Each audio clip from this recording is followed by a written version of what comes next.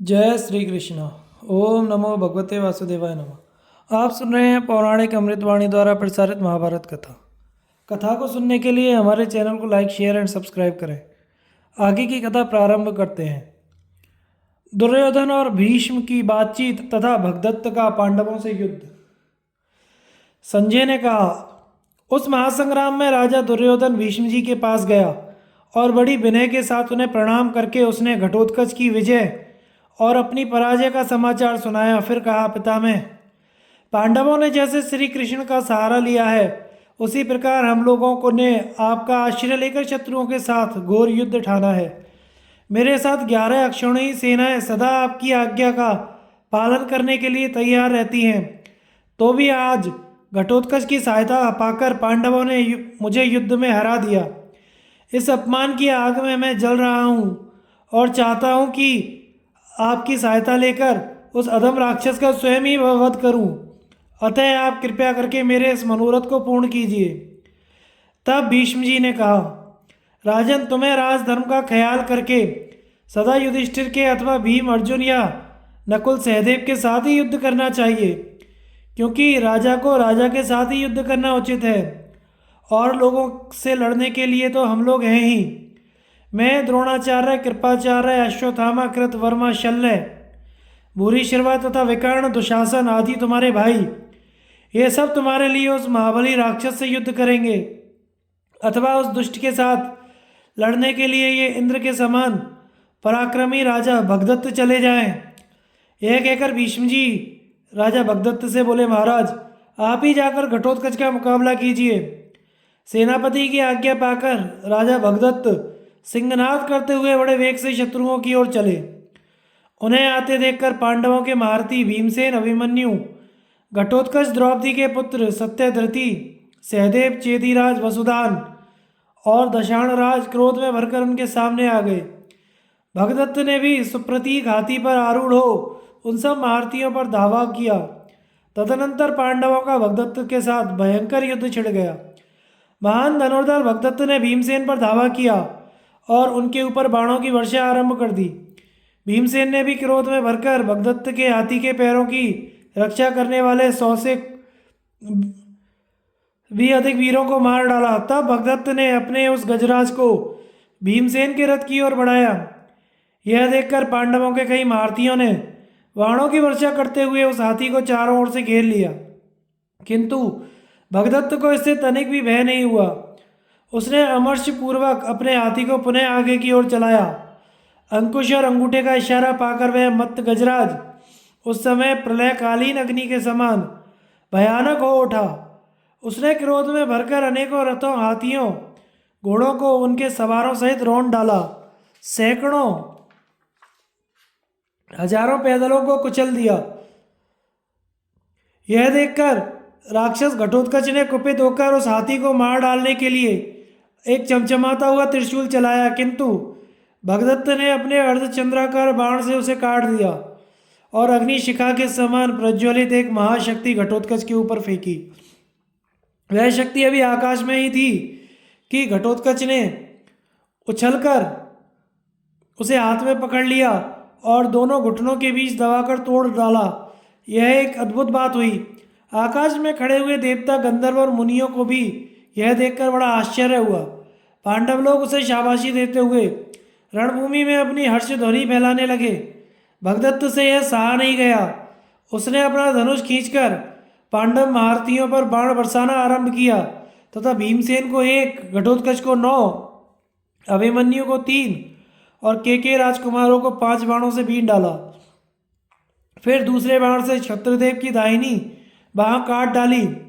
5 बाणों से द्रौपदी के 5 पुत्रों को घायल किया तथा भीमसेन के घोड़ों को मार गिराया। ध्वजा काट दी और सारथी को भी यमलोक भेज दिया। इसके बाद भीमसेन को भी बीन डाला। इससे पीड़ित होकर वे कुछ देर तक रथ के पिछले भाग में बैठे रह गए। फिर हाथ में गदा लेकर वेग पूर्वक रथ से कूद पड़े। उन्हें गदा लिए आते देख कौरव सैनिकों को बड़ा भय हुआ। इतने में ही अर्जुन भी शत्रुओं का संहार करते हुए वहां आ पहुंचे और कौरवों पर बाणों की वर्षा करने लगे। इसी समय भीमसेन ने भगवान श्री कृष्ण और अर्जुन को इरावान के वध का समाचार सुनाया। इरावान की मृत्यु पर अर्जुन का शोक तथा भीमसेन के द्वारा कुछ धृतराष्ट्र पुत्रों का वध। संजय ने कहा, राजन, अपने पुत्र इरावान के मारे जाने का समाचार पाकर अर्जुन को बड़ा खेद हुआ और वे ठंडी ठंडी सांसें भरने लगे। तब उन्होंने श्री कृष्ण से कहा, महामती, विदुर जी को तो यह कौरव और पांडवों के भीषण संहार की बात पहले ही मालूम हो गई थी। इसी से उन्होंने धृतराष्ट्र को रोका भी था। मधुसूदन, इस युद्ध में कौरवों के हाथ से हमारे और भी बहुत से वीर मारे जा चुके हैं तथा हमने भी कौरवों के कई वीरों को नष्ट कर दिया है। यह सब कुकर्म हम धन के लिए ही तो कर रहे हैं। धिक्कार है ऐसे धन को जिसके लिए इस प्रकार बंधु बांधवों का विनाश किया जा रहा है। भला यहाँ एकत्रित हुए अपने भाइयों को मारकर हमें मिलेगा भी क्या है। आज दुर्योधन के अपराध और शकुनी तथा कर्ण के कुमंत्र से ही यह क्षत्रियों का विध्वंस हो रहा है। मधुसूदन, मुझे तो अपने संबंधियों के साथ युद्ध करना अच्छा नहीं लगता, परंतु ये क्षत्रिय लोग मुझे युद्ध में असमर्थ समझेंगे, इसलिए शीघ्र ही अपने घोड़े को कौरवों की सेना की ओर बढ़ाइए। अब विलंब करने का अवसर नहीं है। अर्जुन के ऐसा कहते ही श्री कृष्ण ने हवा से बात करने वाले घोड़े आगे बढ़ाए। यह देखकर आपकी सेना में बड़ा कोलाहल होने लगा। तुरंत ही भीष्म, कृप, भगदत्त और सुशर्मा अर्जुन के सामने आ गए।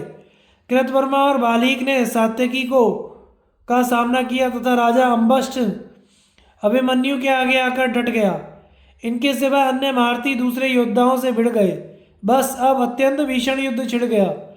भीमसेन ने युद्ध क्षेत्र में आपके पुत्रों को देखा तो क्रोध से उनका अंग प्रत्यंग चलने लगा।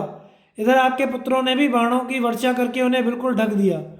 इससे उनका रोष और भी भड़क उठा और वे सिंह के समान अपने होठ चबाने लगे। तुरंत ही एक तीखे बाण से उन्होंने व्यूढ़ास्कर पर वार किया तथा वह तत्कालीन निष्प्राण होकर गिर गया। एक दूसरे तीखे तीर से उन्होंने कुंडली को धराशायी कर दिया। फिर उन्होंने अनेक पैने बाण लिए और उन्हें बड़ी तेजी से आपके पुत्रों पर छोड़ने लगे। भीमसेन के दुर्दंड धनुष से छूटे हुए वे बाण आपके महारथी पुत्रों को रथ से नीचे गिराने लगे। अनादृष्टि कुंड भेदी वैराट, दीर्घलोचन, दीर्घबाहु, सुबाहु, कनकध्वज, ये आपके वीर पुत्र पृथ्वी पर गिरकर ऐसे जान पड़ते थे मानो वसंत ऋतु में अनेक पुष्पित आम्र वृक्ष कटकर गिर गए हों। आपके शेष पुत्र भीमसेन को काल के समान समझकर रण क्षेत्र से भाग गए। जिस समय भीमसेन आपके पुत्रों का नाश करने में लगे हुए थे, उसी समय द्रोणाचार्य उन पर सब ओर से बाण बरसा रहे थे। इस अवसर पर भीमसेन ने यह बड़ा ही अद्भुत कार्य किया कि एक और द्रोणाचार्य जी के बाणों को रोकते हुए भी उन्होंने आपके उक्त पुत्रों को मार डाला। इसी समय भीष्म, भगदत्त और कृपाचार्य ने अर्जुन को रोका, किंतु अतिरथी अर्जुन ने अपने अस्त्रों से उन सबके अस्त्रों को व्यर्थ करके आपके सेना के कई प्रधान वीरों को मृत्यु के हवाले कर दिया। अभिमन्यु ने राजा अम्बष्ट को रथहीन कर दिया। तब उसने रथ से कूदकर अभिमन्यु पर तलवार का वार किया और फुर्ती से कृतवर्मा के रथ पर चढ़ गया। युद्ध कुशल अभिमन्यु ने तलवार को आती देख बड़ी फुर्ती से उसका वार बचा लिया। यह देखकर सारी सेना में वाह वाह का शब्द होने लगा। इसी प्रकार धृष्टद्युम्न आदि दूसरे महारथी भी आपकी सेना से संग्राम कर रहे थे तथा आपकी सेना पांडवों की सेना से भिड़े हुए थे। उस समय आपस में मारकाट करते हुए दोनों ही पक्षों के वीरों का बड़ा कोलाहल हो रहा था। दोनों ओर के गर्वीले वीर आपस में केश पकड़कर, नख और दांतों से काटकर, लात और घूसों से प्रहार करके युद्ध कर रहे थे। अवसर मिलने पर वे थप्पड़, तलवार और कोनियों की चोट से भी अपने प्रतिपक्षियों को यमराज के घर भेज देते थे। पिता पुत्र पर और पुत्र पिता पर वार कर रहा था। वीरों के अंग अंग में उत्तेजना भरी हुई थी। इस प्रकार बड़ा ही घमासान युद्ध हो रहा था। आपके घोर संघर्ष के कारण दोनों ओर के वीर थक गए। उनमें से अनेकों भाग गए, अनेकों धराशायी हो गए। इतने में ही रात्रि होने लगी। तब कौरव और पांडव दोनों ही ने अपनी अपनी सेनाओं को लौटाया और यथा समय अपने अपने डेरों में जाकर विश्राम किया। दुर्योधन की प्रार्थना से भीष्म जी का पांडवों की सेना का संहार के लिए प्रतिज्ञा करना। संजय ने कहा, महाराज, शिविर में पहुंचकर राजा दुर्योधन, शकुनी, दुशासन और कर्ण आपस में मिलकर विचार करने लगे कि पांडवों को उनके साथियों सहित किस प्रकार जीता जाए।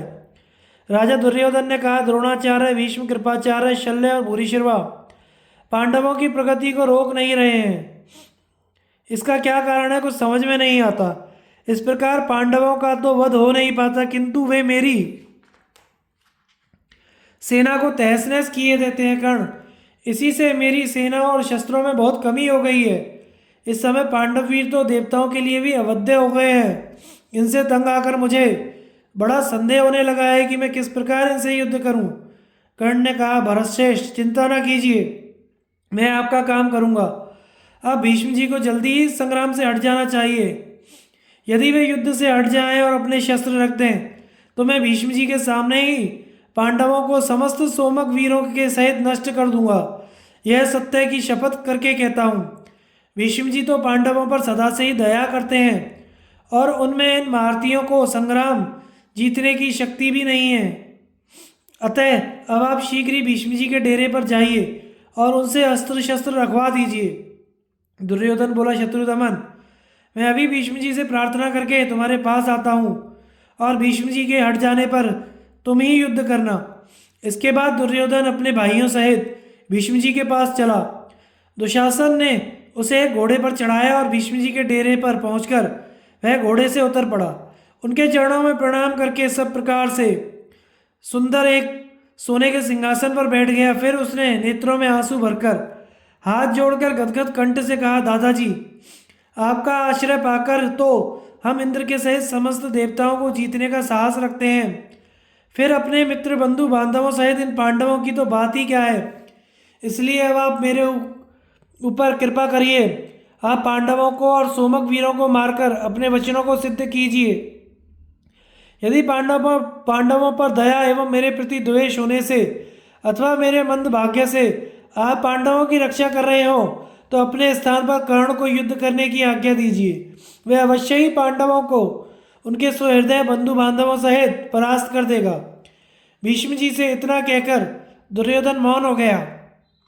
महामना भीष्म जी आपके पुत्र के बागबाणों से बहुत विद्ध होकर बहुत ही व्यथित हुए, किंतु उन्होंने उससे कोई कड़वी बात नहीं कही। वे बड़ी देर तक लंबी लंबी श्वास लेते रहे। उसके बाद उन्होंने क्रोध से त्योरी बदलकर दुर्योधन को समझाते हुए कहा, बेटा दुर्योधन, ऐसे बागबाणों से तुम मेरे हृदय को क्यों छेदते हो। मैं तो अपनी सारी शक्ति लगाकर युद्ध कर रहा हूँ और तुम्हारा हित करना चाहता हूँ। तुम्हारा प्रिय करने के लिए अपने प्राण तक होम करने को तैयार हूँ। देखो, इस वीर अर्जुन ने इंद्र को भी परास्त करके खांडव वन में अग्नि को तृप्त किया था। यही इसकी अजयता का पूरा प्रमाण है। जिस समय गंधर्व लोग तुम्हें बलात् पकड़ कर ले गए थे उस समय भी तो इसी ने तुम्हें छुड़ाया था। तब तुम्हारे ये शूरवीर भाई और कर्ण तो मैदान छोड़कर भाग गए थे। यह क्या उसकी अद्भुत शक्ति का परिचायक नहीं है। विराटनगर में इसने अकेले ही हम सबके छक्के छुड़ा दिए थे तथा मुझे और द्रोणाचार्य को भी परास्त करके योद्धाओं के वस्त्र छीन लिए थे। इसी प्रकार अश्वत्थामा, कृपाचार्य और अपने पुरुषार्थ की डींग हाँकने वाले कर्ण को भी नीचा दिखाकर उत्तरा को उनके वस्त्र दिए थे। यह भी उसकी वीरता का पूरा प्रमाण है। भला जिसके रक्षक जगत की रक्षा करने वाले शंख चक्र गदाधारी श्री कृष्ण है, उस अर्जुन को संग्राम में कौन जीत सकता है। ये वसुदेव नंदन अनंत शक्ति हैं, संसार की उत्पत्ति, स्थिति और अंत करने वाले हैं, सबके ईश्वर हैं, देवताओं के भी पूज्य हैं और स्वयं सनातन परमात्मा हैं। यह बात नारद आदि महर्षि कई बार तुमसे कह चुके हैं, किंतु तुम मोहवश कुछ समझते ही नहीं हो। देखो, एक शिखंडी को छोड़कर मैं और सब सोमक तथा पांचाल वीरों को मारूंगा। अब या तो मैं ही उनके हाथ से मारा जाऊंगा या उन्हें ही संग्राम में मारकर तुम्हें प्रसन्न करूंगा। यह शिखंडी राजा के द्रुपद के घर में पहले स्त्री रूप से ही उत्पन्न हुआ था, पीछे वर्ग के प्रभाव से यह पुरुष हो गया है। इसलिए मेरी दृष्टि में तो यह शिखंडिनी स्त्री ही है। अतः इस पर तो मेरे प्राणों पर आ बनेगी तो भी मैं हाथ नहीं उठाऊंगा। अब तुम आनंद से जाकर शयन करो। कल मेरा बड़ा भीषण संग्राम होगा। उस युद्ध की लोग तब तक चर्चा करेंगे जब तक यह पृथ्वी रहेगी। राजन, भीष्म जी के इस प्रकार कहने पर दुर्योधन ने उन्हें सिर झुकाकर प्रणाम किया। फिर वह अपने डेरे पर चला आया और सो गया। दूसरे दिन सवेरे उठते ही उसने सब राजाओं को आज्ञा दी कि आप लोग अपनी अपनी सेना तैयार करें। आज भीष्म जी कुपित होकर सोमक वीरों का संहार करेंगे। फिर दुशासन से कहा, तुम शीघ्र ही भीष्म जी की रक्षा के लिए कई रथ तैयार करो।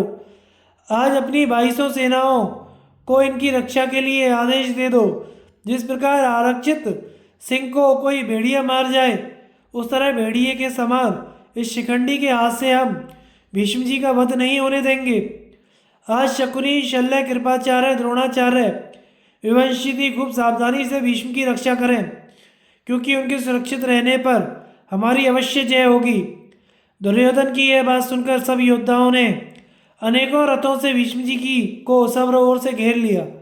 भीष्म जी को अनेकों रथों से घिरा देखकर अर्जुन ने धृष्टद्युम्न से कहा, आज तुम भीष्म जी के सामने पुरुष सिंह शिखंडी को रखो, उसकी मैं रक्षा करूंगा। भीष्म जी का पांडव वीरों के साथ घोर युद्ध तथा कृष्ण का चाबुक लेकर भीष्म जी की ओर दौड़ना।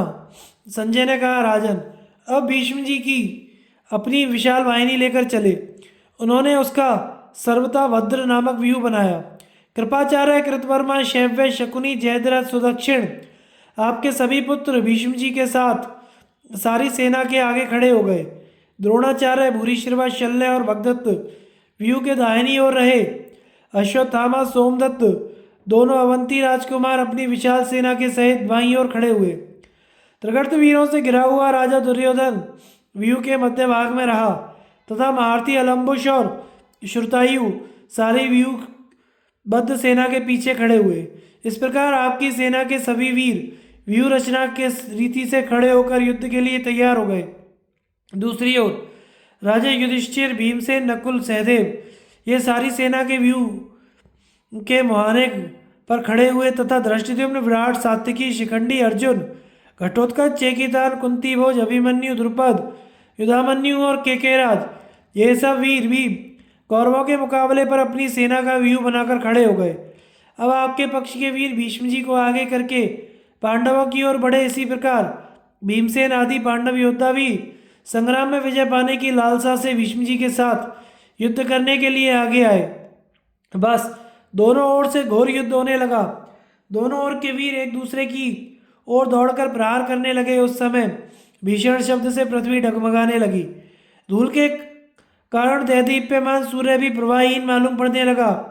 उस समय भारी भय की सूचना देता हुआ बड़ा प्रचंड पवन चलने लगा। गीदड़ियाँ बड़ा भयंकर चीत्कार करने लगी। इससे ऐसा जान पड़ा मानो बड़ा भयंकर संहार काल समीप आ गया है। कुत्ते तरह तरह के शब्द करके रोने लगे। आकाश से जलती हुई उल्काएं पृथ्वी की ओर गिरने लगी। इस अशुभ मुहूर्त में आकर खड़ी हुई हाथी, घोड़ों और राजाओं से युक्त उन दोनों सेनाओं का शब्द बड़ा ही भयंकर हो उठा। सबसे पहले महारथी अभिमन्यु ने दुर्योधन की सेना पर आक्रमण किया। जिस समय उस अनंत सैन्य समुद्र में वह घुसने लगा, आपके बड़े बड़े वीर भी उसे रोक ना सके। उसके छोड़े हुए बाणों ने अनेकों क्षत्रिय वीरों को यमलोक भेज दिया। वह क्रोधपूर्वक यमदंड के समान भयंकर बाण बरसाकर अनेकों रथरथी, घोड़े, घुड़सवार तथा हाथी और गजारोहियों को विदीर्ण करने लगा। अभिमन्यु का ऐसा पराक्रम देखकर राजा लोग प्रसन्न होकर उसकी प्रशंसा करने लगे। इस समय वह कृपाचार्य, द्रोणाचार्य, अश्वत्थामा, भृद्वल और जयद्रथ आदि वीरों को भी चक्कर में डालता हुआ बड़ी सफाई और शीघ्रता के साथ रणभूमि में विचर रहा था। उसे अपने प्रताप से शत्रुओं को संतप्त करते देखकर क्षत्रिय वीरों को ऐसा जान पड़ता था मानो इस लोक में दो अर्जुन प्रकट हो गए हैं। इस प्रकार अभिमन्यु ने आपकी विशाल वाहिनी के पैर उखाड़ दिए और बड़े बड़े महारथियों को कंपित कर दिया। इससे उसके सुहृदों को बड़ी प्रसन्नता हुई। अभिमन्यु के द्वारा भगाई हुई आपकी सेना अत्यंत आतुर होकर डकराने लगी। अपनी सेना का वह घोर आर्तनाद सुनकर दुर्योधन ने राजा राक्षस अलम्बुश से कहा, महाबाहो, वृतासुर ने जैसे देवताओं की सेना को तितर बितर कर दिया था, उसी प्रकार यह अर्जुन का पुत्र हमारी सेना को भगा रहा है। संग्राम में ऐसे रोकने वाला मुझे तुम्हारे सिवा और कोई नहीं दिखाई देता, क्योंकि तुम सब विद्याओं में पारंगत हो। इसलिए अब तुम शीघ्र ही जाकर इसका काम तमाम कर दो। इस समय हम भीष्म द्रोण आदि योद्धा अर्जुन का वध करेंगे। दुर्योधन के ऐसा कहने पर वह महाबली राक्षसराज वर्षाकालीन मेघ के समान महान गर्जना करता हुआ अभिमन्यु की ओर चला।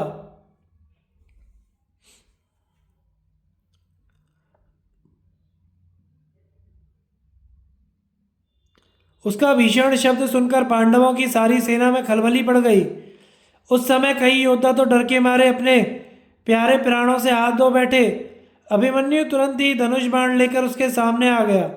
उस राक्षस ने अभिमन्यु के पास पहुंचकर थोड़ी ही दूरी पर खड़ी हुई उसकी सेना को भगा दिया। वह एक साथ पांडवों की विशाल वाहिनी पर टूट पड़ा और उस राक्षस के प्रहार से उस सेना में भीषण संहार होने लगा।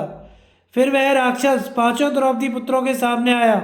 उन पांचों ने क्रोध में भरकर उस पर बड़े वेग से धावा किया। प्रतिविंध्य ने तीखे तीखे तीर छोड़कर उसे घायल कर दिया। बाणों की बौछार से उसके कवच के भी टुकड़े टुकड़े कर दिए। अब उन पांचों भाइयों ने उसे वींदना आरंभ किया। इस प्रकार अत्यंत बाणविद्ध होकर उसे मूर्छा हो गई, किंतु थोड़ी देर में चेत होने पर क्रोध के कारण उसमें दूना बल आ गया। उसने तुरंत ही उनके धनुष बाण और ध्वजाओं को काट डाला। फिर उसने मुस्कुराते हुए एक एक को 5-5 बाण मारे। उनके सारथी और घोड़ों को भी मार डाला। इस प्रकार अधीन करके उस राक्षस ने मार डालने की इच्छा से उन पर बड़े वेग से आक्रमण किया। उन्हें कष्ट में पड़ा देखकर तुरंत ही अभिमन्यु उसकी ओर दौड़ा। उन दोनों का इंद्र और वृत्रासुर के समान बड़ा भीषण संग्राम हुआ। दोनों ही क्रोध से तमतमाकर आपस में भिड़ गए और एक दूसरे की ओर प्रलय अग्नि के समान घूरने लगे। अभिमन्यु ने पहले 3 और फिर 5 बाणों से अलम्बुश को बीन दिया। इससे क्रोध में भरकर अलम्बुश ने अभिमन्यु की छाती में 9 बाण मारे। इसके बाद उसने हजारों बाण छोड़कर अभिमन्यु को तंग कर दिया। तब अभिमन्यु ने कुपित होकर 9 बाणों से उसकी छाती को छेद दिया। वे उसके शरीर को भेदकर मर्म स्थानों में घुस गए। इस प्रकार अपने शत्रु से मार खाकर उस राक्षस ने रण क्षेत्र में बड़ी तामसी माया फैलाई। उससे सब योद्धाओं के आगे अंधकार छा गया। उन्हें ना तो अभिमन्यु ही दिखाई देता था और ना अपने शत्रु पक्ष के वीर ही दिखाई दिखते थे। उस भीषण अंधकार को देखकर अभिमन्यु ने भास्कर नामक प्रचंड अस्त्र छोड़ा। उससे सब और उजाला हो गया। इस प्रकार उसने और भी कई प्रकार की मायाओं का प्रयोग किया, किंतु अभिमन्यु ने उन सभी को नष्ट कर दिया। माया का नाश होने पर जब अभिमन्यु के बाणों से बहुत व्यथित होने लगा तो भय के मारे अपने रथ को रण क्षेत्र में ही छोड़कर भाग गया।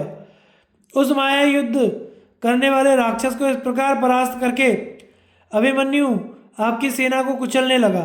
तब आपकी सेना को भागते हुए देखकर भीष्म जी और अनेक कौरव महारथी उस अकेले बालक को चारों ओर से घेरकर बाणों से बींधने लगे।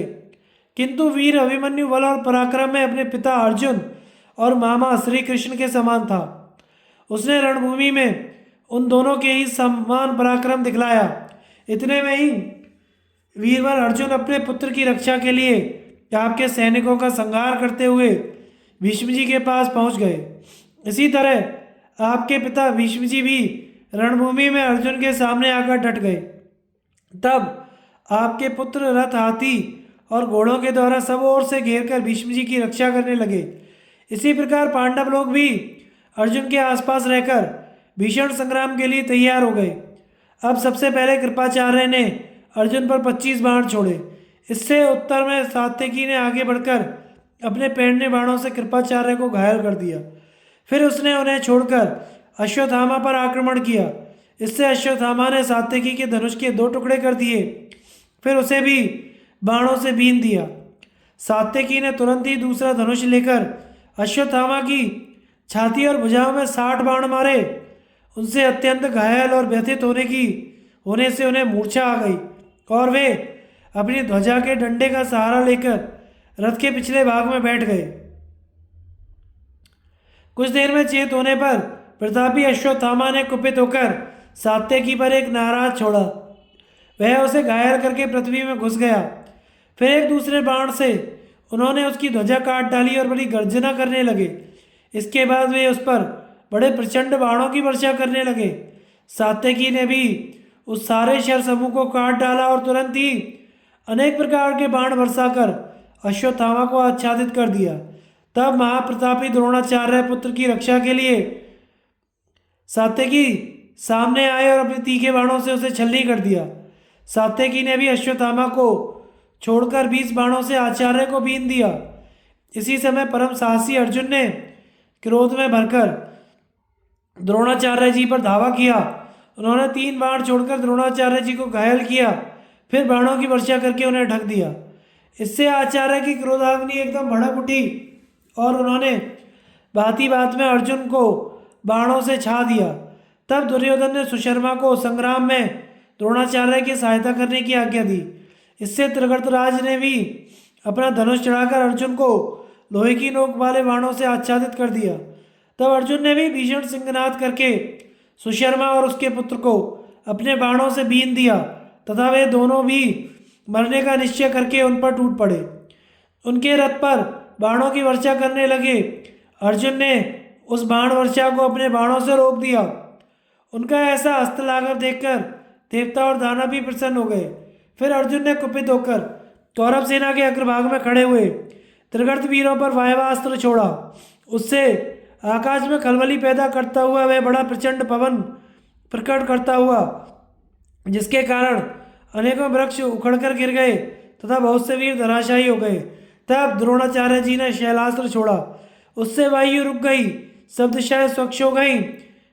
इस प्रकार पांडुपुत्र अर्जुन ने त्रिगर्त रथियों का उत्साह ठंडा कर दिया और उन्हें पराक्रमहीन करके युद्ध मैदान से भगा दिया। राजन, इस प्रकार युद्ध होते होते जब मध्याह्न हो गया तो गंगानंदन भीष्म जी ने अपने पहने बाणों से पांडव पक्ष के सैकड़ों हजारों सैनिकों का संहार करने लगे। तब धृष्टद्युम्न, शिखंडी, विराट और द्रुपद भीष्म जी के सामने आकर उन पर बाणों की वर्षा करने लगे। भीष्म जी ने धृष्टद्युम्न को बींधकर 3 बाणों से विराट को घायल किया। एक बाण राजा द्रुपद पर छोड़ा। इस प्रकार भीष्म जी के हाथ से घायल होकर वे धनुर्धर वीर बड़े ही क्रोध में भर गए। इतने में ही शिखंडी ने पितामह को बीन दिया, किंतु उसे स्त्री समझकर उन्होंने उस पर वार नहीं किया। फिर धृष्टद्युम्न ने उनकी छाती और भुजाओं में 3 बाण मारे तथा द्रुपद ने 25, विराट ने 10 और शिखंडी ने 25 बाणों से उन्हें घायल कर दिया। भीष्म जी ने 3 बाणों से तीनों वीरों को बीन दिया। एक बाण से द्रुपद का धनुष काट डाला। उन्होंने तत्काल दूसरा धनुष लेकर 5 बाणों से भीष्म जी को और 3 से उनके सारथी को बीन दिया। अब द्रुपद की रक्षा करने के लिए भीमसेन, द्रौपदी के 5 पुत्र केकय देशीय, 5 भाई सात्यकी, राजा युधिष्ठिर और धृष्टद्युम्न भीष्म जी की ओर दौड़े। इसी प्रकार आपकी ओर के सब वीर भी भीष्म जी की रक्षा के लिए पांडवों की सेना पर टूट पड़े। अब आपके और पांडवों के सेनानियों का बड़ा घमासान युद्ध होने लगा। रथी रथियों से भिड़ गए तथा पैदल गजारोही और अश्वारोही भी आपस में मिलकर एक दूसरे को यमराज के घर भेजने लगे। दूसरी ओर अर्जुन ने अपने तीखे बाणों से सुशर्मा के साथी राजाओं को यमलोक भेज दिया। तब सुशर्मा ने भी अपने बाणों से अर्जुन को घायल करने लगा। उसने 70 बाणों से श्री कृष्ण पर और 9 से अर्जुन पर वार किया, किंतु अर्जुन ने उन्हें अपने बाणों से रोककर सुशर्मा के कई वीरों को मार डाला। इस प्रकार कल्पांतकारी काल के समान अर्जुन की मार से भयभीत होकर वे महारथी मैदान छोड़कर भागने लगे। उनमें से कोई घोड़ों को, कोई रथों को, कोई हाथियों को छोड़कर जहाँ तहाँ भाग गए। त्रिगर्तराज, सुशर्मा तथा दूसरे राजाओं ने उन्हें रोकने की बहुत कोशिश की, परंतु फिर भी युद्ध क्षेत्र में उनके पैर नहीं जमे।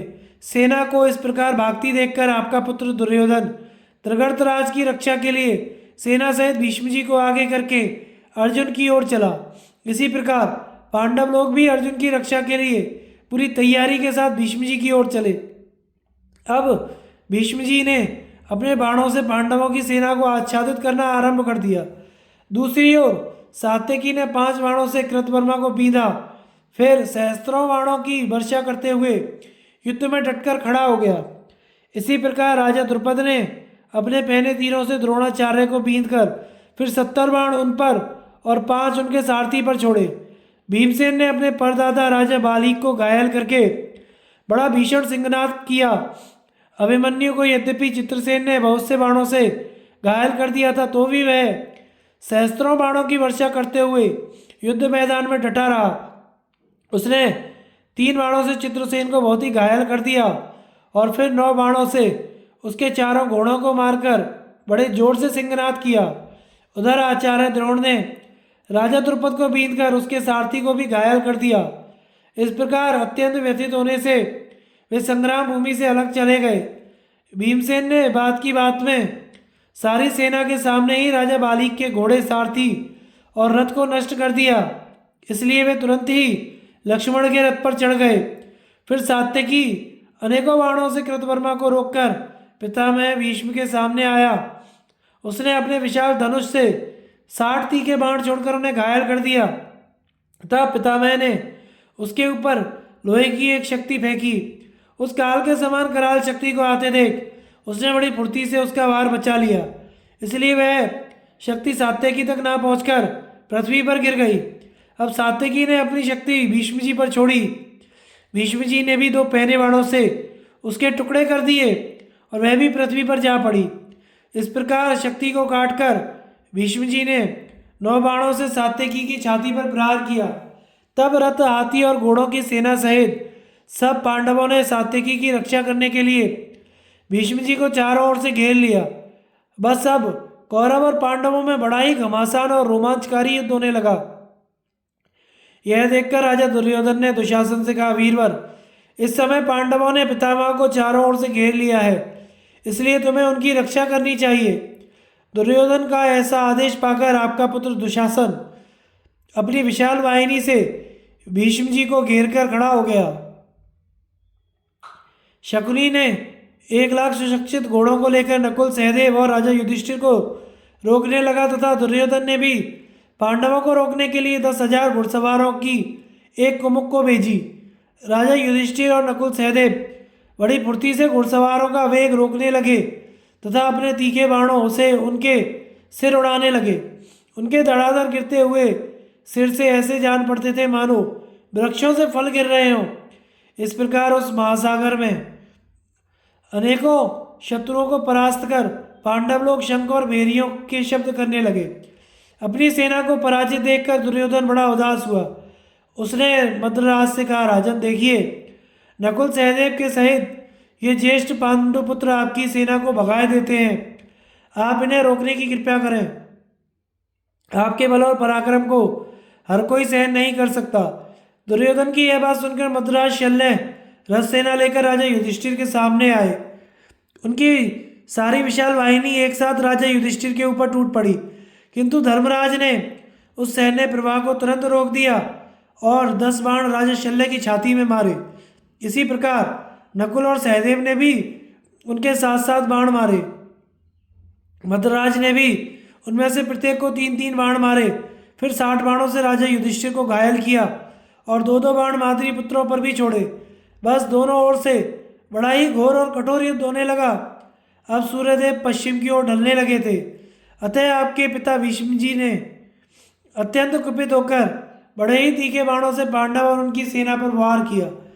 उन्होंने 12 बाणों से भीम को, 9 से सात्यकी को, 3 से नकुल को, 7 से सहदेव को, 12 से राजा युधिष्ठिर के वक्षस्थल को बीन दिया।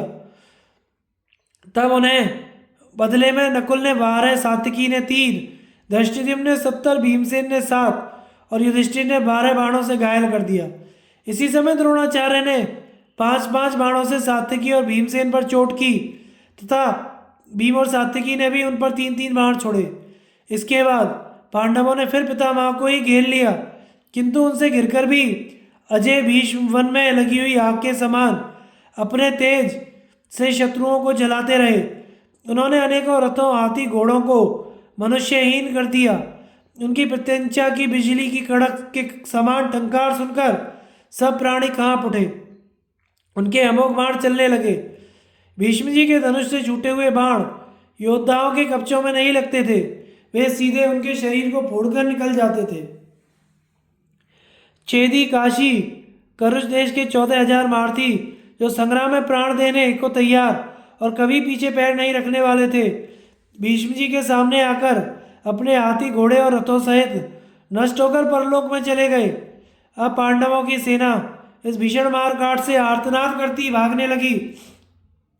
यह देखकर श्री कृष्ण ने अपना रथ रोककर अर्जुन से कहा, कुंती नंदन, तुम जिसकी प्रतीक्षा में थे वह समय अब आ गया है।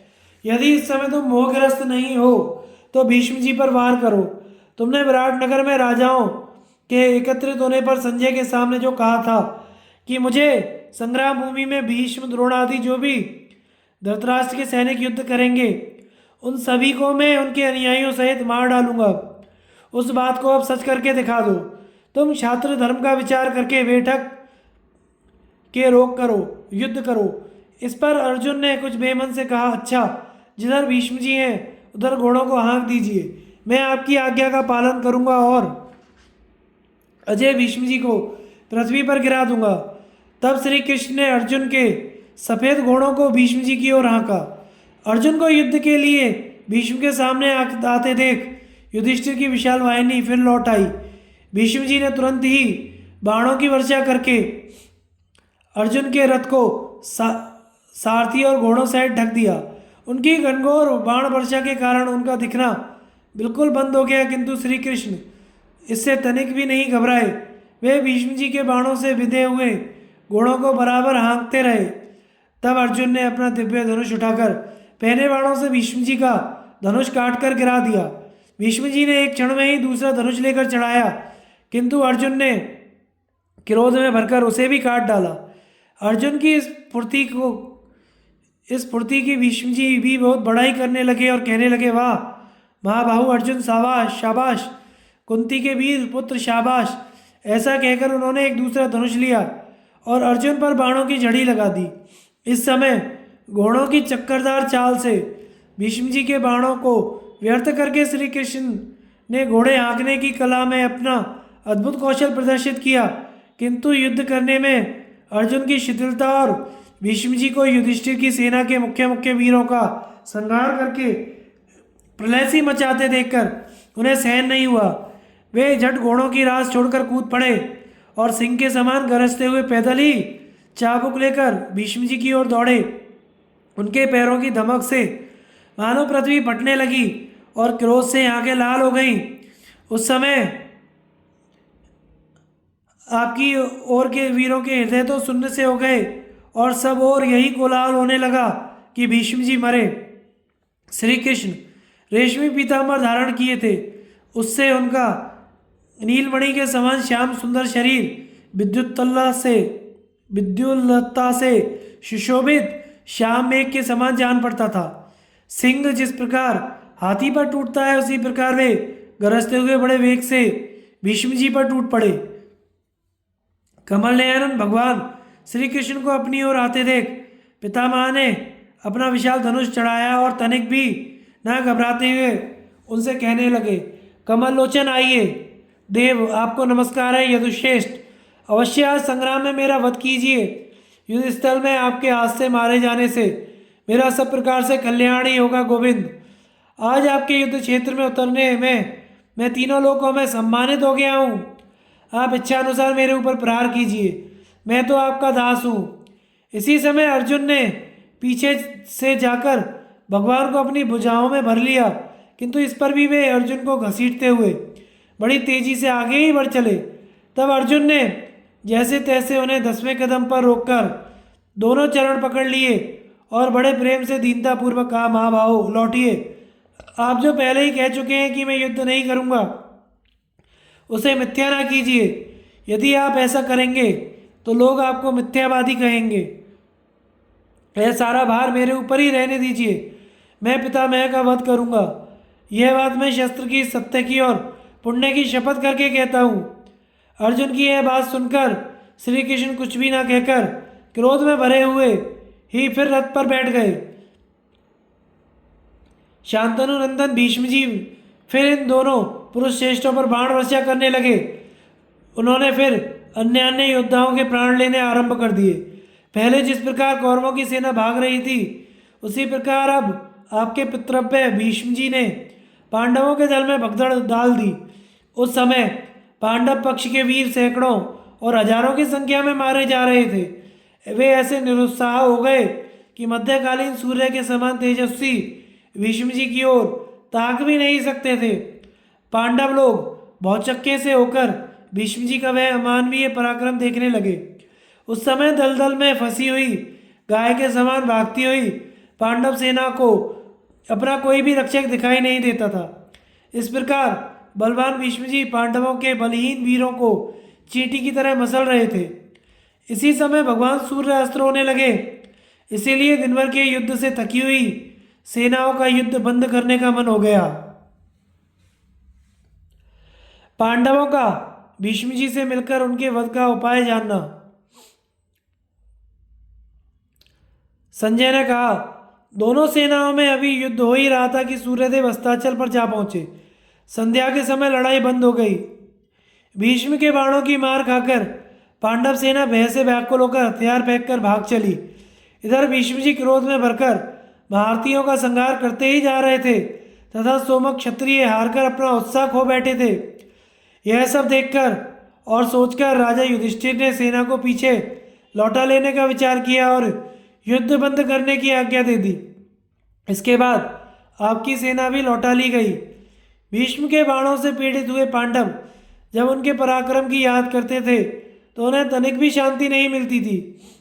भीष्म जी भी संजय और पांडवों को जीतकर कौरवों के मुख से अपनी प्रशंसा सुनते हुए शिविर में चले गए। रात्रि के प्रथम पहर में पांडव, वृषणी और संजयों की एक बैठक हुई। उसमें सब लोग शांत भाव से इस बात का विचार करने लगे कि अब क्या करने से भला होगा। बहुत देर तक सोच विचारने के बाद भी राजा युधिष्ठिर ने भगवान श्री कृष्ण की ओर देखकर कहा, श्री कृष्ण, आप महात्मा भीष्म की का भयंकर पराक्रम देखते हैं ना। जैसे हाथी नरकुल के वन को रौंद डालता है उसी प्रकार ये हमारी सेना को कुचल रहे हैं। धधकती हुई आग के समान इन भीष्म जी की ओर हमें आंख उठाकर देखने का तक का साहस नहीं होता। क्रोध में भरे हुए यमराज, वज्रधारी इंद्र, पाशधारी वरुण और गदाधारी कुबेर को भी युद्ध में जीता जा सकता है, परंतु कुपित हुए भीष्म जी पर विजय पाना असंभव जान पड़ता है। ऐसी स्थिति में अपनी बुद्धि की दुर्बलता के कारण भीष्म जी के साथ युद्ध ठानकर मैं शोक के समुद्र में डूब रहा हूँ। कृष्ण, अब मेरा विचार है कि वन में चला जाऊं। वहां जाने में ही अपना कल्याण दिखाई देता है। युद्ध की तो बिल्कुल इच्छा नहीं है, क्योंकि भीष्म निरंतर हमारी सेना का संहार कर रहे हैं। जैसे जलती हुई आग की ओर दौड़ने वाला पतंग मृत्यु के मुख में जाता है, उसी प्रकार भीष्म के पास जाने पर हम लोगों की दशा होती है। वासुदेव, हमारा पक्ष क्षीण हो चला है। हमारे भाई बाणों की चोट से बेहद कष्ट पा रहे हैं। भातृ स्नेह के कारण हमारे साथ ये भी राज्य से भ्रष्ट हुए। इन्हें भी वन वन भटकना पड़ा तथा हमारे ही कारण द्रौपदी ने भी कष्ट भोगा। मधुसूदन, मैं जीवन को बहुत मूल्यवान मानता हूँ और वही इस समय दुर्लभ हो रहा है। इसलिए मैं चाहता हूँ अब जिंदगी के जितने दिन बाकी हैं उनमें उत्तम धर्म का आचरण करूँ। केशव, यदि आप हम लोगों को अपना कृपा पात्र समझते हो तो कोई ऐसा उपाय बताइए जिससे अपना हित हो और धर्म में भी बाधा ना आवे। युधिष्ठिर की यह करुणापूर्ण भरी बात सुनकर भगवान श्री कृष्ण ने उन्हें सांत्वना देते हुए कहा, धर्मराज, आप विषाद ना करें। आपके भाई बड़े ही शूरवीर, दुर्जय और शत्रुओं का नाश करने वाले हैं। अर्जुन और भीम तो वायु और अग्नि के समान तेजस्वी हैं। नकुल, सहदेव भी बड़े पराक्रमी हैं। आप चाहें तो मुझे भी युद्ध में लगा दें। आपके स्नेह से मैं भी भीष्म से युद्ध कर सकता हूँ। भला आपके कहने से मैं युद्ध में क्या नहीं कर सकता। यदि अर्जुन की इच्छा नहीं है तो मैं स्वयं भीष्म को ललकार कर कौरवों को देखते ही देखते मार डालूंगा। भीष्म में मारे जाने पर यदि आपको अपनी विजय दिखाई देती है तो मैं अकेले ही उन्हें मार सकता हूँ। इसमें तनिक भी संदेह नहीं है कि जो पांडवों का शत्रु है वह मेरा भी शत्रु है। जो आपके हैं वे मेरे हैं और जो मेरे हैं वे आपके भी हैं। आपके भाई अर्जुन मेरे सखा, संबंधी तथा शिष्य हैं। आवश्यकता हो तो मैं इनके लिए अपने शरीर का मांस काट कर दे सकता हूँ और ये भी मेरे लिए प्राण त्याग सकते हैं। हम लोगों ने प्रतिज्ञा की है कि एक दूसरे को संकट से बचाएंगे, अतः आप आज्ञा दीजिए, आज से मैं भी युद्ध करूंगा। अर्जुन ने उपप्लव्य में जो सब लोगों के सामने ये प्रतिज्ञा की थी कि मैं भीष्म का वध करूंगा, उसका मुझे हर तरह से पालन करना है। जिस काम के लिए अर्जुन की आज्ञा हो वह मुझे अवश्य पूर्ण करना चाहिए, अथवा भीष्म को मारना कौन बड़ी बात है। अर्जुन के लिए तो यह बहुत हल्का काम है राजन। यदि अर्जुन तैयार हो जाएं तो यह असंभव कार्य भी कर सकते हैं। दैत्य और दानवों के साथ संपूर्ण देवता भी युद्ध करने आ जाएं तो अर्जुन उन्हें भी मार सकते हैं। फिर भीष्म की तो बिसात ही क्या है। युधिष्ठिर ने कहा, माधव आप जो कहते हैं वह सब ठीक है। कौरव पक्ष के सभी योद्धा मिलकर भी आपका वेग नहीं सह सकते। जिसके पक्ष में आप जैसे सहायक मौजूद हो उसके मनोरथ पूर्ण होने में क्या संदेह है गोविंद। जब आप रक्षा के लिए तैयार हैं तो मैं इंद्र आदि देवताओं को भी जीत सकता हूँ। भीष्म की तो बात ही क्या है, किंतु अपने गौरव की रक्षा के लिए मैं आपको अपना वचन मिथ्या करने के लिए नहीं कह सकता। आप अपनी पूर्व प्रतिज्ञा के अनुसार बिना युद्ध किए ही मेरी सहायता करें। भीष्म जी भी मेरे साथ शर्त कर चुके हैं कि मैं तुम्हारे लिए तो युद्ध नहीं करूंगा, पर तुम्हें हित की सलाह दिया करूंगा। वे मुझे राज्य भी देने वाले हैं और अच्छी सम्मति भी। इसलिए हम सब लोग आपके साथ भीष्म जी के पास चलें और उन्हीं से उनके वध का उपाय पूछें। वे अवश्य ही हमारे हित की बात बताएंगे। जैसा कहेंगे उसी के अनुसार कार्य किया जाएगा। क्योंकि जब हमारे पिता मर गए और हम लोग निरे बालक थे उस समय उन्होंने ही हमें पाल पोस कर बड़ा किया था। माधव वे हमारे पिता के पिता हैं, वृद्ध हैं, तो भी हम उन्हें मारना चाहते हैं। धिक्कार है क्षत्रियों की ऐसी वृत्ति को। तदंतर भगवान श्री कृष्ण ने युधिष्ठिर से कहा, महाराज आपकी राय मुझे पसंद है। आपके पितामह देवव्रत बड़े ही पुण्यात्मा हैं। वे केवल दृष्टि मात्र से सबको भस्म कर सकते हैं, अतः उनके पास वध का उपाय पूछने के लिए अवश्य चलना चाहिए। विशेषतः आपके पूछने पर वे सच्ची ही बात बताएंगे। उनकी जैसी सम्मति होगी उसी के अनुसार हम लोग युद्ध करेंगे। इस प्रकार सलाह करके पांडव और भगवान श्री कृष्ण शिविर में गए। उस समय उन लोगों ने अपने अस्त्र शस्त्र और कवच उतार दिए। वहां पहुंचकर पांडवों ने भीष्म जी के चरणों पर मस्तक रखकर प्रणाम किया और कहा कि हम आपकी शरण हैं। तब भीष्म जी ने उन सबको देखकर कहा, वासुदेव मैं आपका स्वागत करता हूँ। धर्मराज, धनंजय, भीम, नकुल, सहदेव का भी स्वागत है। तुम लोगों का कौन सा कार्य करूं जिससे तुम्हें प्रसन्नता हो। यदि कोई कठिन से कठिन काम हो तो भी मुझे बताओ, मैं उसे सर्वथा पूर्ण करने का यत्न करूंगा। भीष्म जी प्रसन्नता के साथ जब बारंबार इस प्रकार कहने लगे तो राजा युधिष्ठिर ने दीनता पूर्वक कहा, प्रभु जिस उपाय से यह प्रजा का संहार बंद हो जाए वह बताइए। आप स्वयं ही हमें अपने वध का उपाय बता दीजिए। वीरवर इस युद्ध में आपका वेग हम लोग कैसे सह सकते हैं। हमें तो आप में तनिक भी असावधानी दिखाई नहीं देती। जब आप रथ, घोड़े, हाथी और मनुष्यों का विनाश करने लगते हैं उस समय कौन मनुष्य आप पर विजय पाने का साहस कर सकता है। दादाजी हमारी बहुत बड़ी सेना नष्ट हो गई। अब बतलाइए कैसे हम आपको जीत सकते हैं और किस प्रकार अपना राज्य पा सकते हैं। तब भीष्म जी ने कहा, कुंती नंदन मैं सच्ची बात कहता हूँ, जब तक मैं जीवित हूँ तुम्हारी विजय किसी तरह नहीं हो सकती। मेरे परास्त होने पर ही तुम लोग विजयी होगे। अतः यदि वास्तव में जीतने की इच्छा है तो जितनी जल्दी हो सके मुझे मार डालो।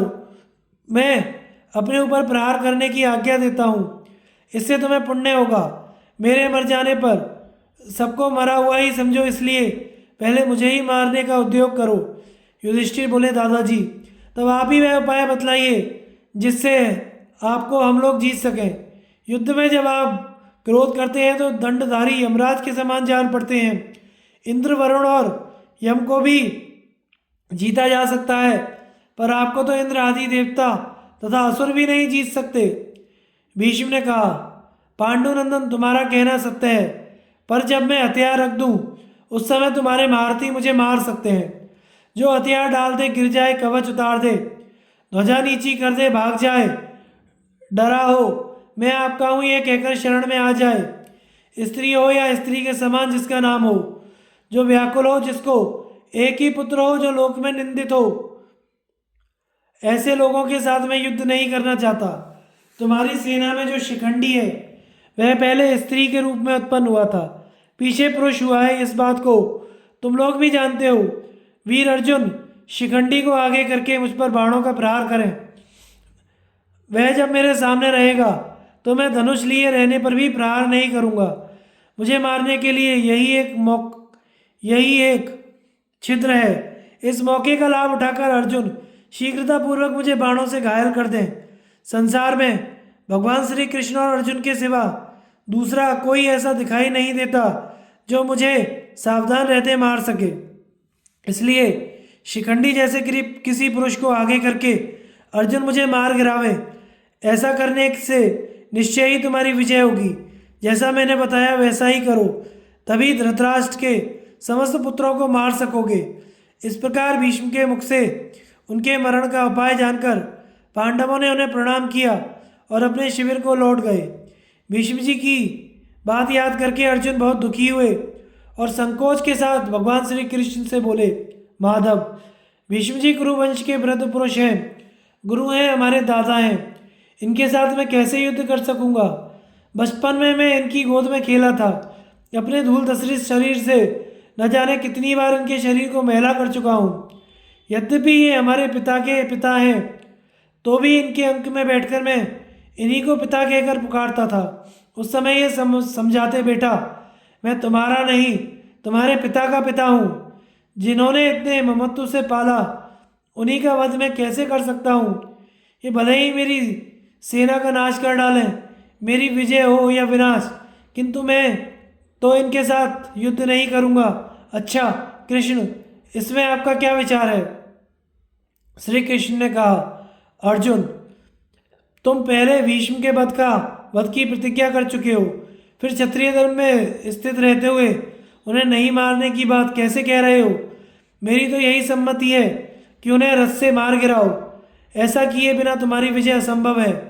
देवताओं की दृष्टि में यह बात पहले ही आ चुकी है कि भीष्म जी के परलोक गमन का समय निकट है।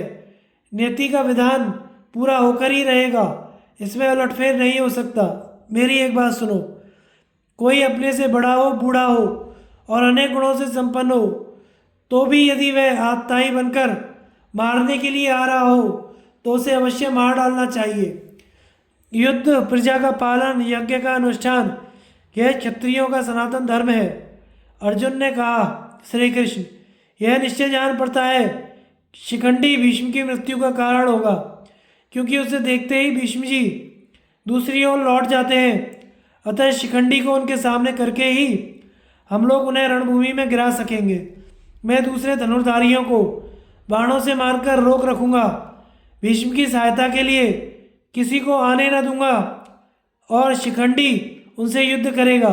ऐसा निश्चय करके पांडव लोग भगवान श्री कृष्ण के साथ प्रसन्नतापूर्वक अपने शिविर में चले गए।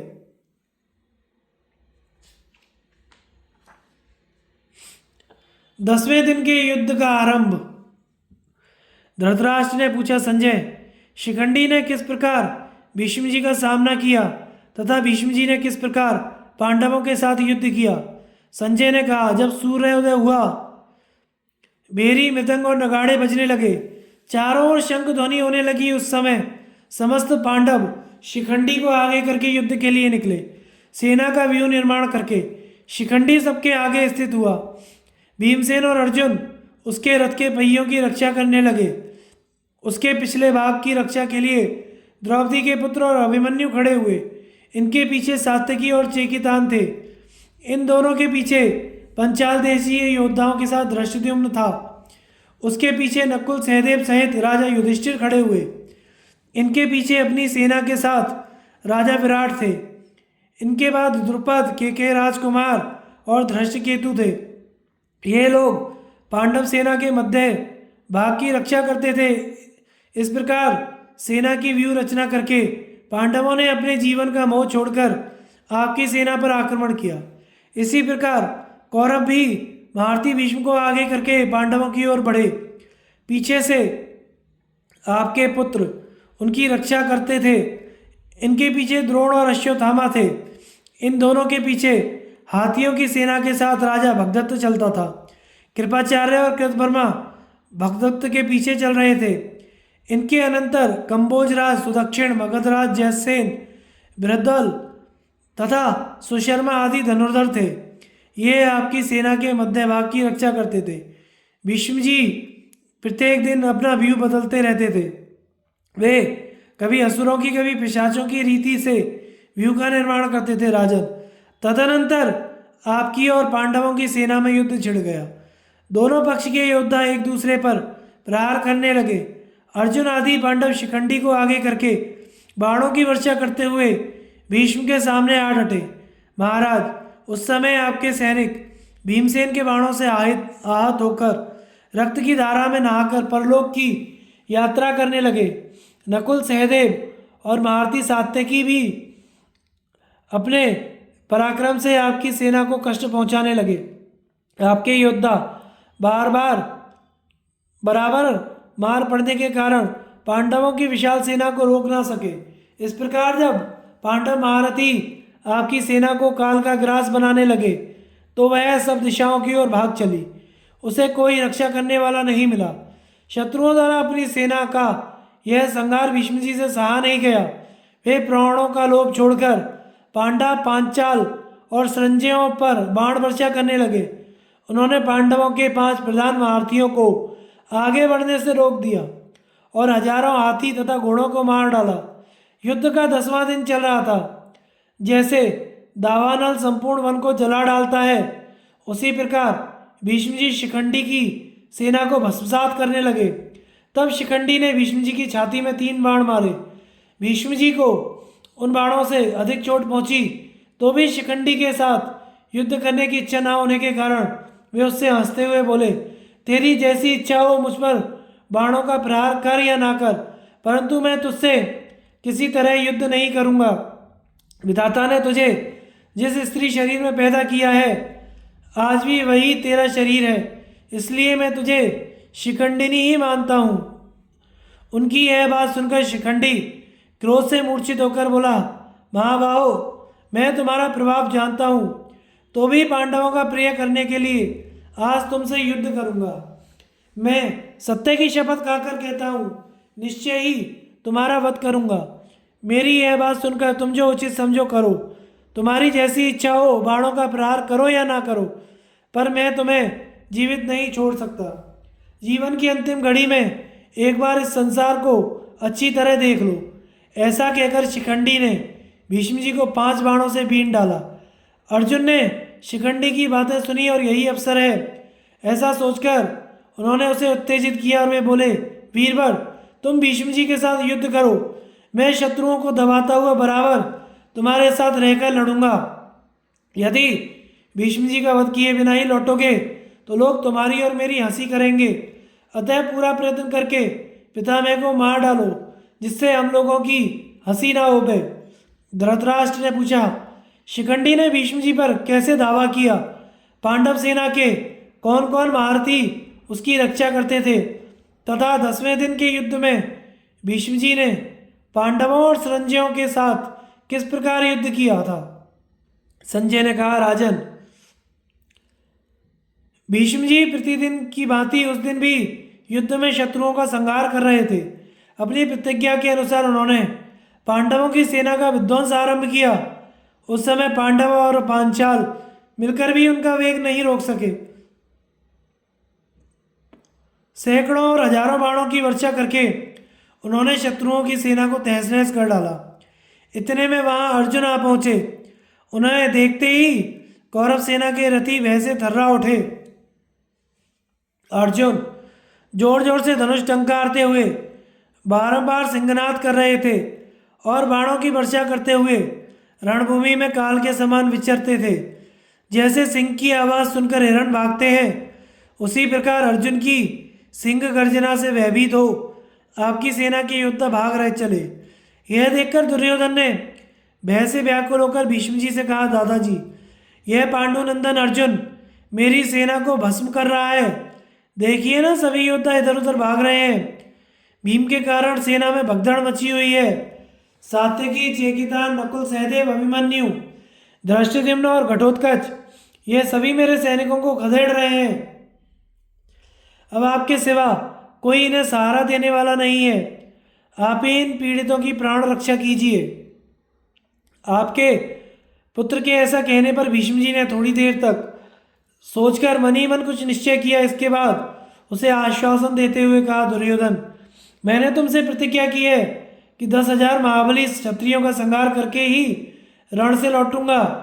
यह मेरा प्रतिदिन का काम होगा। इसको अब तक निभाता आया हूँ और आज भी मैं महान कार्य पूर्ण करूँगा।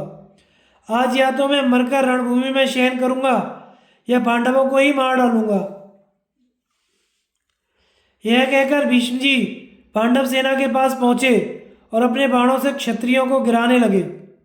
उस दिन पांडव लोग रोकते ही रह गए, परंतु भीष्म जी ने अपनी अद्भुत शक्ति का परिचय देते हुए 1,00,000 योद्धाओं का संहार कर डाला।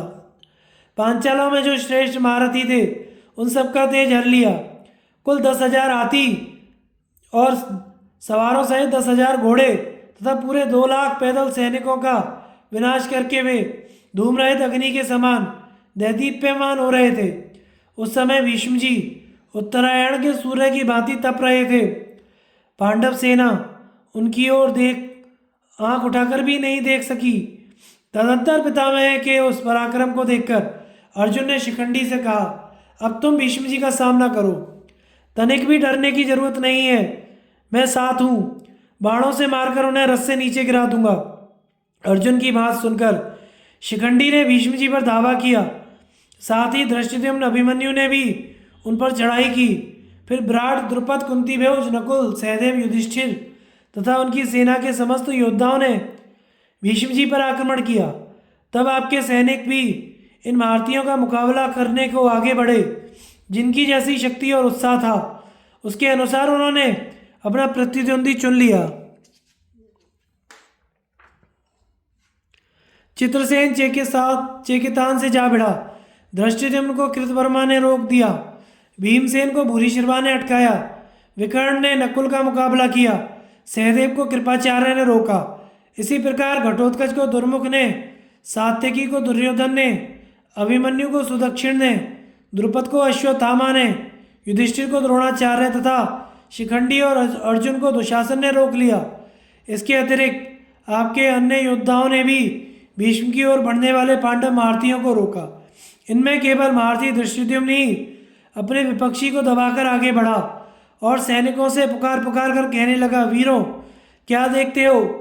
ये पांडुनंदन अर्जुन भीष्म पर धावा कर रहे हैं। तुम लोग भी इनके साथ आगे बढ़ो। डरो मत। भीष्म तुम्हारा कुछ भी नहीं बिगाड़ सकते। इंद्र भी अर्जुन का मुकाबला नहीं कर सकते। फिर भीष्म की तो बात ही क्या है। सेनापति के ये वचन सुनकर पांडवों के महारथी बड़े उल्लास के साथ भीष्म के रथ की ओर बढ़े। यह देखकर पितामह के जीवन की रक्षा के लिए दुशासन ने अपने प्राणों का भय छोड़कर अर्जुन पर धावा किया और उन्हें 3 बाणों से घायल करके श्री कृष्ण के ऊपर 20 बाणों का प्रहार किया। तब अर्जुन ने दुशासन पर 100 बाण छोड़े। वे उसका कवच भेदकर शरीर का रक्त पीने लगे। इससे दुशासन को बहुत क्रोध हुआ और उसने अर्जुन के ललाट में 3 बाण मारे। अर्जुन ने उसका धनुष काटकर 3 बाणों से रथ तोड़ दिया और फिर तीखे बाणों से उसे भी बींध डाला। दुशासन ने दूसरा धनुष लेकर 25 बाणों से अर्जुन की भुजाओं और छाती पर प्रहार किया। तब अर्जुन क्रोध में भर गए और दुशासन के ऊपर यमदंड के समान भयंकर बाणों का प्रहार करने लगे। उस समय दुशासन ने अद्भुत पराक्रम दिखाया। अर्जुन के बाण उसके पास पहुंचने भी नहीं पाते थे कि वह उन्हें काट कर गिरा देता था। इतना ही नहीं, उसने तब तीक्ष्ण बाण छोड़कर अर्जुन को भी घायल कर दिया। तब अर्जुन ने सान पर रगड़कर तीखे किए हुए अनेकों बाण चलाए। वे दुशासन के शरीर में धंस गए। इससे उसे बड़ी पीड़ा हुई और वह अर्जुन का सामना छोड़कर भीष्म के रथ के पीछे छिप गया।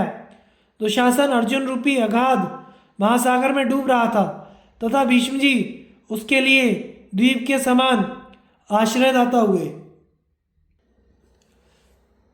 आगे की कथा का प्रसारण हम अगले भाग में प्रसारित करेंगे। हमारे चैनल को लाइक शेयर एंड सब्सक्राइब करें। धन्यवाद।